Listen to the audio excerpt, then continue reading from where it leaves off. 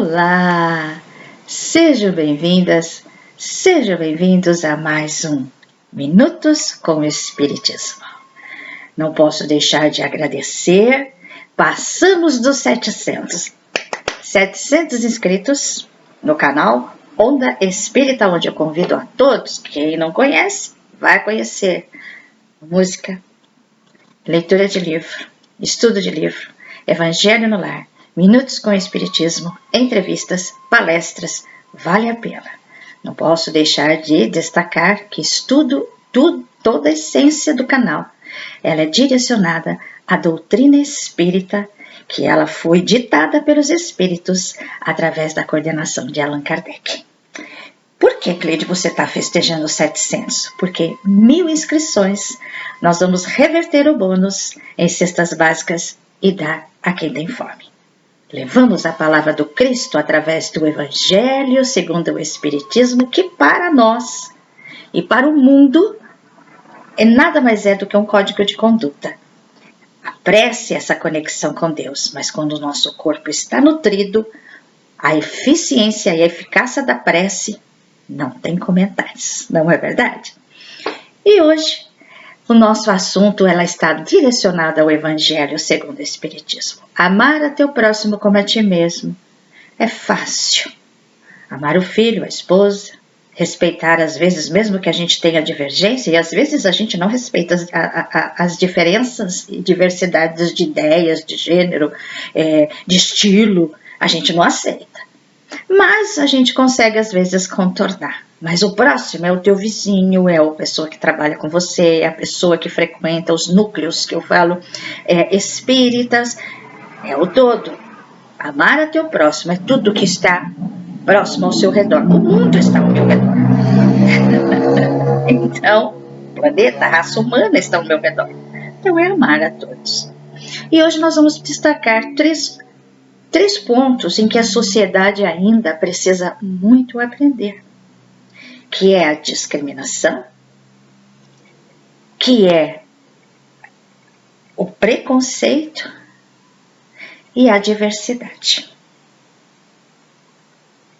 É algo que eu até li, que diz, eu anotei, porque vocês sabem, nós também não somos, a gente tem que anotar e buscar. Discriminação, eu descobri que é um crime inafiançável. Por quê? Ela, no aspecto do dicionário, ela separa e destaca características e aspectos diferentes. Mas nem por isso você tem que fazer essa discriminação das pessoas. Não, você que está de rosto, você não pode entrar. Não é? Então, precisamos tomar muito cuidado, mas infelizmente na nossa sociedade, tanto na parte social, na parte profissional, na parte religiosa, na parte do nosso convívio familiar e não familiar, não funciona. Tá? Nós temos muitos preconceitos, que a discriminação, ela leva ao preconceito. O preconceito daquela pessoa em nossa família, que ela tem uma condição financeira, digamos assim, um pouco delicada, ela não é, porque nós não podemos deixar de lembrar que nós temos o nosso perispírito e nós temos a mochilinha que eu falei na live passada. E dentro dessa mochilinha que tá no perispírito, que vem com o perispírito, ela tem as nossas experiências, as nossas vivências, os nossos créditos, os nossos débitos, os nossos compromissos assumidos da lei da reencarnação, porque a lei da reencarnação, ela foi provada por Allan Kardec, ela é uma lei natural, faz parte para a evolução do planeta, para a evolução do ser. Está lá. E ela se destaca. E muitas vezes, nós mesmos procuramos vir numa condição financeira um pouco limitada para aprender a quando nós tivermos uma vida social e uma vida financeira em abundância, sabermos utilizar, porque nós mesmos pedimos para ter isso. Por quê? Porque nós temos as pessoas que estão ao nosso lado que vão nos ajudar para nos educarmos no orgulho, no egoísmo, não é? Quantas pessoas que a gente às vezes nos prejudicamos financeiramente para podermos ter, quantas pessoas nós negamos porque nós não conseguimos colocar-se no lugar dela. Então, geralmente, toda família tem o rico, tem o médio e tem aquele que vem com situação que nada dá certo, o emprego não dá certo, a situação financeira não dá certo, não é? Não casa com a pessoa ideal para a família, para poder tal.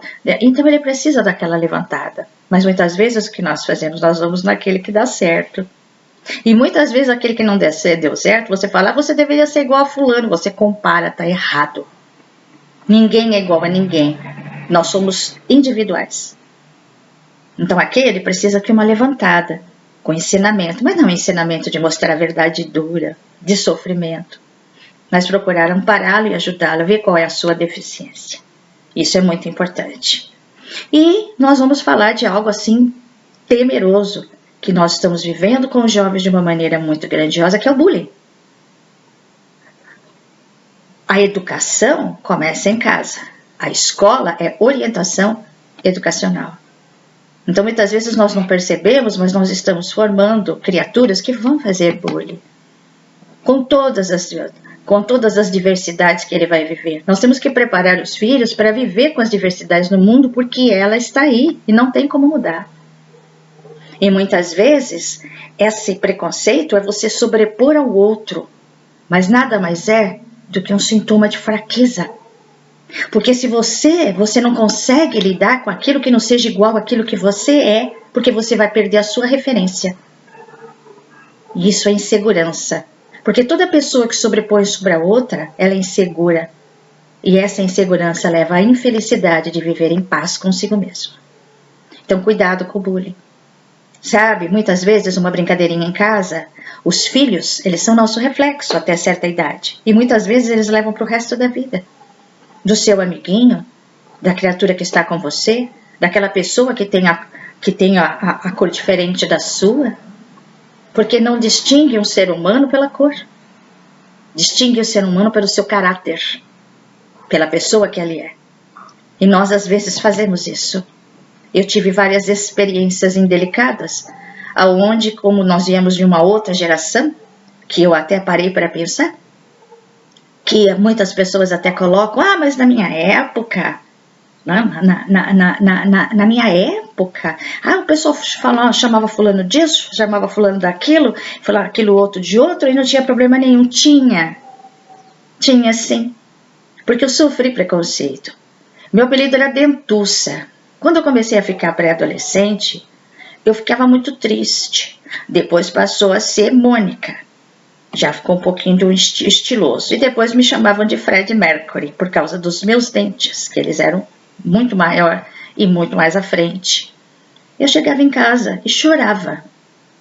Minha mãe e meu pai não tinham estrutura financeira para me colocar um aparelho. E eles também não tinham estrutura psicológica para me ajudar nesse momento. Não liga não. Eu fingia que não ligava, mas eu chorava. Cheguei até a falar que eu queria que todos os meus dentes caíssem para mim poder usar dentadura, porque hoje é bonito, hoje se fala prótese. Mas eu chorava muito. Então, dói. E hoje eu me amo. Eu sei que muitas vezes no vídeo as pessoas me olham e vão ver que meus dentes são grandes, eles não são alinhados perfeitamente. Mas eu aprendi a me amar. Porque um dia uma pessoa chegou e falou para mim, ame você do jeito que você é. Porque as pessoas têm que gostar de você como você é, não o que você tem. Eu achei fantástico e carreguei isso pro resto da minha vida. E aqui estou na frente de vocês, com os dentinhos tortos e tudo. Então vamos prestar atenção nisso. Porque antigamente era tudo não liga para lá. Mas hoje a geração é mais sensível. A geração está ligada muito à arte, a desenvolvimentos, tanto na parte tecnológica como em artes em todos os sentidos. É uma sensibilidade muito acima da nossa. Então, se nós não acompanharmos essa nova geração que veio dos anos 90 para cá, a gente vai ter dificuldade. Porque nós vamos criar homens de bem, mulheres de bem, como nós vamos criar verdadeiros monstros. Porque a inteligência, ela vai para os dois lados. Tá lá o Guerra nas Estrelas que nos deixa, que tem um bom ensinamento para nós em relação a isso, tá? Então é muito importante, principalmente com os jovens. Porque o bullying leva ao suicídio e ao homicídio, às drogas e à depressão. A jovem não tem depressão. Tem. Depressão é uma doença que atinge crianças, jovens e adultos. Vamos prestar atenção. E, falando sobre isso, nós vamos falar também que dentro dessa situação tem as desigualdades, que nós precisamos verificar que muitas vezes as desigualdades, ela não vem na mochilinha. Isso é parte governamental em que o país está se formando e as dificuldades estão ali. Então, podemos ver o seguinte, temos desigualdades profissionais, porque muitas vezes a criatura não teve as condições de estudar. Ela não teve a condição, porque era rimo de família, teve que, não deu para ter um estudo melhor, fez o que pôde, está lá para sustentar a sua família, que também, muitas vezes, todos esses compromissos fazem parte do nosso processo reencarnatório. Algumas pessoas doenças crônicas, então tem várias situações onde muitas vezes a igualdade social não se chega, mas também tem aqueles que não querem fazer nada mesmo tendo uma condição financeira favorável para eles. Então a desigualdade, ela também faz parte da sociedade, porque para haver progresso precisa haver essa desigualdade, para haver progresso a desigualdade não que precisa ter, a desigualdade em algumas situações ela é muito importante, gera empregos e uma série de outras coisas aí para que haja essa união de você poder ajudar aquele que mais necessita, porque quando pratica amar ao próximo como a ti mesmo, você está ajudando a pessoa, você está usando aquilo que você tem não para sobrepor a pessoa, e sim para ajudar, para que essa desigualdade que vocês têm possa ajustá-lo para que ele não consiga, ele não vai conseguir muitas vezes chegar ao patamar de presidente de uma grande indústria multinacional, mas ele vai ser uma pessoa que vai ter condições de ser empregado, desenvolver o melhor dele e viver dignamente dentro de um equilíbrio e das condições, digamos assim, nem básicas, as condições essenciais para ela ser um cidadão e uma cidadã e ter condições de sustentar a sua família. Isso sim, tá? Isso é uma elevação, isso é fazer da lei do progresso, que é uma lei natural, algo positivo para o mundo. Não você usar e abusar do seu poder, seja ele qual for, para poder sobrepor a outra pessoa. Porque esse preconceito, ele não vai fazer você chegar a lugar nenhum. Você precisa ser, porque o ter não faz de você um ser. Pelo contrário, porque quando você desencarnar, chegar lá, você não vai levar nada que você tem. Vai deixar muitas vezes para destruírem a sua fortuna ou muitas vezes para se matarem por causa da sua fortuna. Você vai lá na íntegra do que você fez. E não adianta achar que você vai chegar lá e comprar alguém, ou dizer que você foi poderoso, ou vai chegar lá e falar, sabe com quem você está falando? Não adianta. Lá cai todas as máscaras. Lá nós vamos, como nós chegamos aqui nus, lá nós vamos chegar inteiramente intactos do que nós fizemos aqui, nas nossas atitudes, no nosso compromisso com o nosso planeta. Isso que é muito importante com a raça humana. Tá certo? E aí eu até achei interessante falar outra coisa, que a diversidade incomoda. Voltamos de novo do preconceito. Sabe por que a diversidade incomoda? Porque é outro sinal de fraqueza. Você não quer sair da sua área de conforto para conhecer as pessoas, porque você julga e não conhece. Para que eu vou conhecer? Não é? Você julga. E olha, a diversidade é tão bacana. Eu vou dizer uma coisa para vocês positiva da diversidade. Quantas coisas boas ela traz, mas ela incomoda. Ela incomoda porque quando você está vendo pessoas diferentes, principalmente aquela pessoa orgulhosa que gosta de sobrepor, ela não sobrepõe nada. Porque ela está convivendo com várias pessoas diferenciadas, ela vai ter que conhecer, e muitas vezes, e o medo de achar que como ela tem poder, principalmente a parte financeira, como é que ela vai descobrir uma pessoa que é um ser? Ela pode simplesmente trazer uma riqueza. E traz. Porque não adianta. Essas criaturas que estão dessa maneira, que gostam de sobrepor, o orgulho, o egoísmo, fala, mas não adianta, porque fica. Olha a diversidade em nosso país. Arte culinária, arte, educação. Não é? Artesanato, literatura, teatro, dança, tantas outras coisas. O nosso país é rico, maravilhoso no mundo todo. Viva a diversidade, seja ela qual for, de gênero, social, cultural, seja. Vocês estão vivendo esse turbante lindo, eu ganhei de uma moça que eu conheci, a libanesa. E eu gosto muito de roupas coloridas, né? Daquele estilo indiano. Ela era libanesa, tinha uma loja de estilos indianos e algumas roupas libanesas e daquela região lá. E foi muito interessante que quando eu fui conhecê-la, que eu vi as roupas, que eu fui pegar umas roupas indianas, eu estava conversando, ela me perguntou sobre minha religião e eu falei assim, eu pertenço à doutrina espírita, eu sou espírita. E aí falamos sobre Jesus. E ela me deu um livrinho, pequenininho, de pouquinhas páginas, falando, conheça o Alcorão. E eu li, e lá no Alcorão está citado Jesus como um profeta, que passou e trouxe a sua essência para os judeus. Com muito respeito, ela disse que eles respeitam, só que eles têm uma diversidade muito grande em relação ao Alcorão. Então, não vamos entrar em detalhes, mas eu achei fantástico nós conversarmos sobre isso. E eu comprei uma roupa e ela me deu de presente, porque ela falou que achou bacana, ela me contou sobre o Líbano, ela me mostrou as fotos, os parentes delas que estão lá, que ela estava querendo voltar para lá. Foi grandioso, né? Sobre a música, ela estava ouvindo um cantor que eu gosto muito, chamava Demi Rousseau, que é um grego, e conversamos bastante. E foi tão engraçado que eu comprei, ela me deu de presente esse turbante que eu achei lindo, não é? Eu passei um pouco da cultura do Brasil, falei sobre o Brasil. E aí eu estava vendo roupas e eu vi essa bata. Eu achei uma bata maravilhosa. Eu achei legal. Eu falei assim, nossa, eu gostei tanto dessa bata. Ela falou, olha, essa bata, ela foi encomendada por uma pessoa que é direcionada à religião afro. Ela me disse, nós ficamos aqui conversando muito, né? E ela teve que viajar por um problema familiar. E ela falou assim para mim que eu poderia deixar essa bata, se alguém quisesse comprar, que eu não teria problema, que depois quando ela viesse, ela encomendaria outra. Gente, olha que coisa maravilhosa. Religião afro. A religião que está ligada ao Alcorão. Eu espírita. Roupas completamente... Eu espírita procurando uma roupa indiana. Dentro de uma loja libanesa. Para vocês verem que coisa maravilhosa. Eu tenho um livrinho até hoje.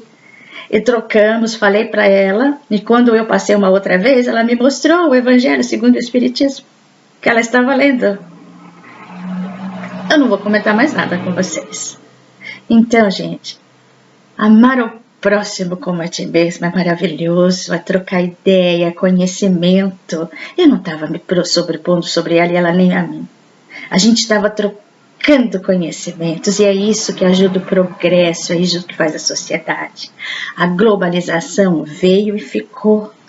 Olha que coisa maravilhosa, nós tivemos há pouco tempo esse encontro de líderes, representantes de países, quando os líderes não puderam ir, falando, vamos salvar o planeta. Quanta diversidade dentro daquela sala, com o único objetivo, salvar o planeta. Por que não nos unirmos nessa diversidade para quê? Evolução da raça humana, a nossa evolução. Olha que coisa maravilhosa. E Jesus está em todo lugar. Porque Jesus, ele é o marco para nós. Ele trouxe esse código de conduta de maneira simples, que é a paz, a fraternidade que veio concretizar com Francisco de Assis e tantos outros. No Brasil nós tivemos. Que mais simbologia de paz que Chico Xavier? Minha irmã Dulce, e tantos outros, Divaldo que está aí, Haroldo, Geraldinho, tantos outros. Não é? Juntos e misturados no objetivo, evolução. Não é? Amor, fraternidade, solidariedade. Muitas vezes não vamos poder acabar com a desigualdade, mas nós podemos equilibrar a desigualdade. Para que ninguém mais passe fome, para que não exista guerra, para que não exista essa disputa de poder. e, acima de tudo, o amor. Porque quando ama, vem o respeito, vem a solidariedade, vem a fraternidade, vem a caridade, vem tudo de bom para sermos felizes. Muito obrigada pela atenção de vocês e que Jesus, na sua infinita bondade, possa estar em seu coração. Beijo a todos, beijo a todas e até o próximo Minutos com Espiritismo. Que assim seja.